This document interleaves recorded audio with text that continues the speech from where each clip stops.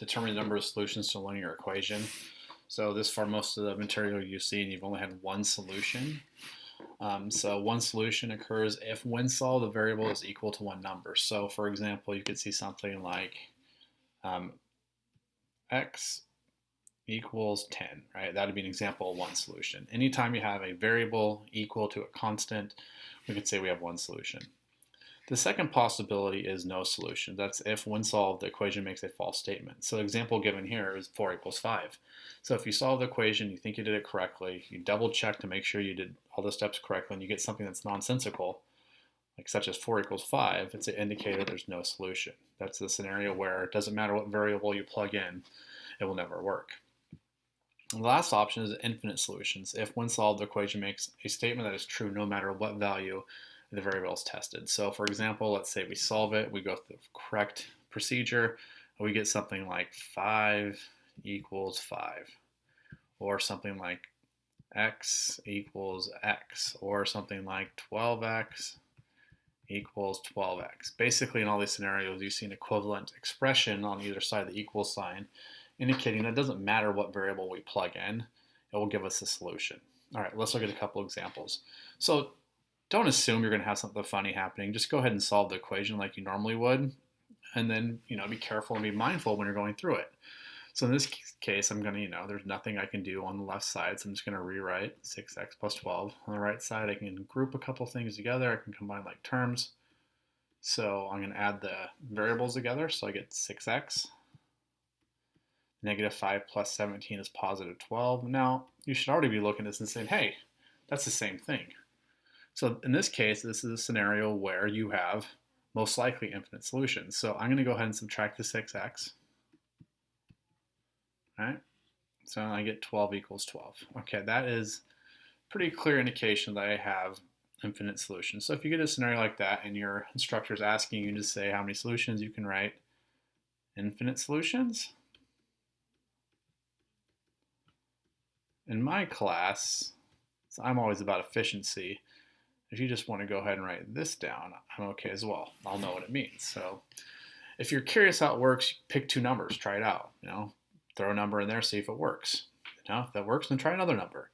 If multiple numbers work, it's a pretty good indication that you have infinite solutions. All right, next problem.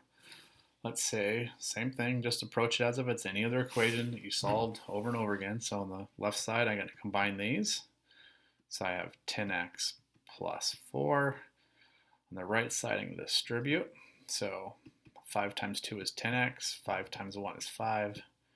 Okay, now you notice that you have the same coefficient for the variable on both sides. This is an indication that you're going to have something funny happening.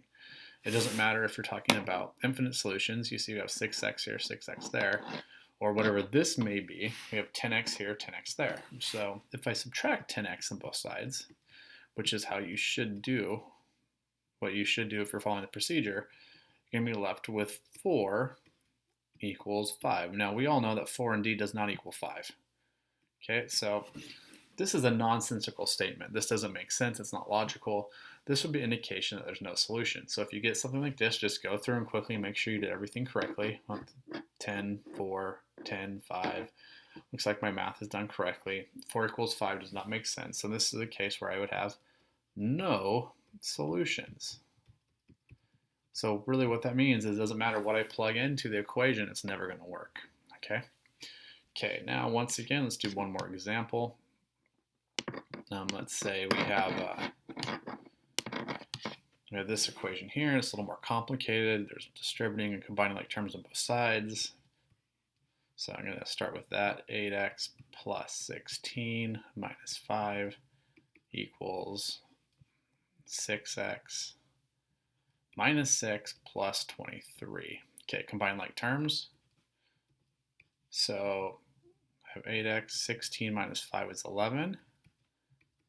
6x, negative 6 plus 23 is 17.